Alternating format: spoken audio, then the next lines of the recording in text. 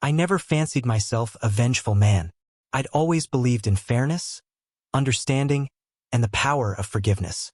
But that belief, much like the marriage I thought I had, came crashing down on a Saturday night at a swanky party hosted by one of my wife's colleagues. The evening had started innocently enough.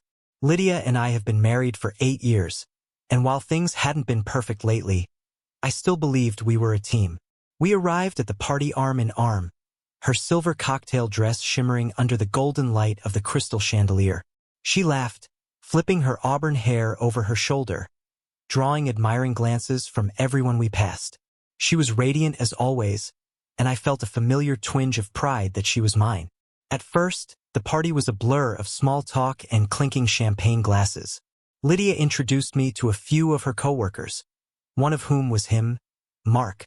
Tall, broad-shouldered, with the smug grin of a man who thinks the world owes him admiration. Lydia had mentioned him in passing, a new addition to her team, smart, ambitious, and annoyingly charismatic. He seemed polite enough at first, though I noticed his eyes lingering on Lydia's neckline a bit too long. I brushed it off. Surely, I was imagining things. But as the night wore on, the unease in my gut grew. Lydia and Mark kept finding themselves in conversation, their laughter floating above the din of the party like an intimate melody. I sipped my drink, forcing smiles through conversations I wasn't paying attention to, while my eyes kept darting back to her. She seemed flattered by his attention, her cheeks flushed, not the kind of flush that came from champagne. I told myself to relax. Jealousy wasn't a good look. Lydia loved me. We had a life together, a history. No man, no matter how confident or charming, could break what we had. That illusion shattered when I saw it. I was heading back from the bar, a fresh drink in hand, when I noticed him standing near the balcony. Lydia was turned slightly away from me, her laughter ringing out. Mark's hand was resting on the small of her back, far lower than it had any right to be. And then, as if in slow motion, I saw his hand slip under the hem of her skirt. My blood turned to ice. She didn't slap him. She didn't push him away. She didn't do anything. Instead, she tilted her head, biting her lip in a way I knew too well. My drink nearly slipped from my hand. For a moment, I froze, my mind reeling. Was this real? Did I misunderstand? But no. There was no mistaking the look in her eyes or the smirk on his face. Fury burned through me like wildfire, and my hands trembled as I fought the urge to march over and break every bone in his smug, arrogant face. But I didn't. Instead, I turned and walked away, leaving the party without a word, plotting the reckoning. The next few days were a blur of feigned normalcy. I needed to keep my emotions in check, needed time to think. Lydia acted as though nothing had happened. Her behavior remained unchanged, which only deepened the knife in my chest. I couldn't confront her. Not yet. Confrontation would only lead to lies, deflection, and excuses. I needed proof. I needed leverage. Most importantly, I needed a plan. I began digging. Lydia wasn't as careful as she thought she was. A glance at her phone while she showered revealed a string of flirtatious texts with Mark. It wasn't just one night. It had been going on for months. The betrayal hit me like a freight train, but I swallowed the pain, letting it fuel my resolve. Mark, it turned out, wasn't just a sleazy coworker. He was also married. His wife, Rebecca, was a reserved but kind woman I had met briefly at a company event. She didn't deserve this any more than I did. I reached out to her anonymously, sharing just enough to pique her suspicion.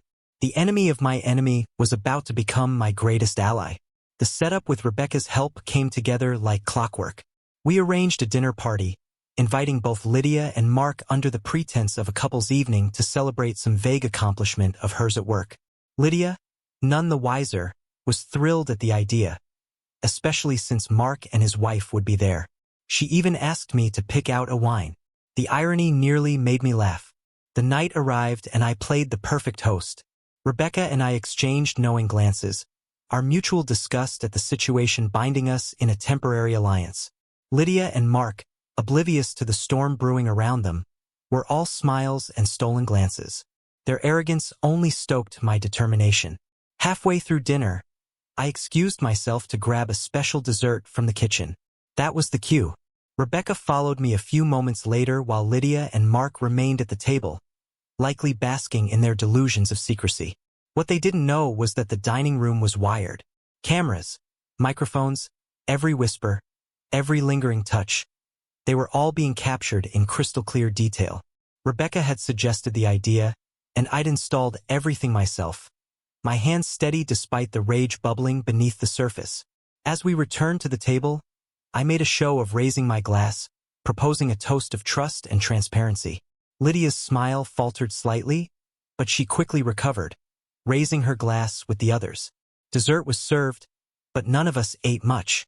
The tension in the room was palpable, the air thick with unspoken words. Finally, I set my fork down and leaned back in my chair. "There's something I'd like to share," I began, my tone calm but firm. Lydia's eyes darted to mine, a flicker of unease crossing her face.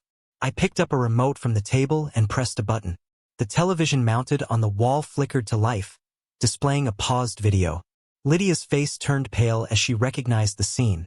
The party, the balcony, her and Mark's indiscretion frozen in time. "What is this?"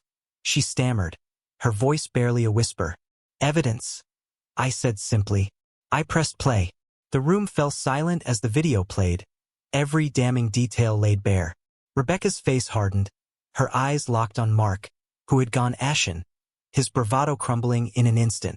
Lydia turned to me, tears welling in her eyes, but I held up a hand, stopping her before she could speak. "I don't want to hear your excuses," I said coldly. "This isn't about salvaging anything. This is about accountability." Rebecca stood, her chair scraping loudly against the floor. "Mark," she said, her voice trembling with controlled fury, "you will be hearing from my lawyer. And don't even think about coming home tonight." Mark opened his mouth to protest, but she cut him off with a glare that could have melted steel. He slumped in his chair, defeated. As for Lydia, she sobbed, begging for forgiveness, promising it meant nothing, that it was a mistake. But her words were hollow, her tears falling on deaf ears. "This isn't just about you and me," I said, my voice steady. "It's about respect, for our marriage, for yourself. And you threw it all away. For what? A cheap thrill." I stood, looking down at her one last time. "I'll be filing for divorce first thing tomorrow. The papers are already prepared. And don't think you're walking away with anything more than what you brought into this marriage. I've been careful, very careful." Lydia's sobs grew louder, but I felt nothing.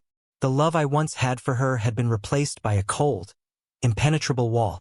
The aftermath, the fallout, was swift and brutal. Mark's wife followed through on her promise, filing for divorce and exposing his behavior to their social and professional circles. He was forced to resign from his position, his reputation in tatters. Lydia tried to reach out in the weeks that followed, but I blocked her number, her emails, her pleas for a second chance. I wasn't interested in reconciliation. My focus was on rebuilding my life, free from the toxic weight of betrayal. I moved to a new city, started a new job, and found solace and clarity that comes with letting go. The experience had been painful, yes, but it had also been liberating. I was no longer shackled by doubt or misplaced loyalty. Revenge may not undo the past, but it can certainly even the scales.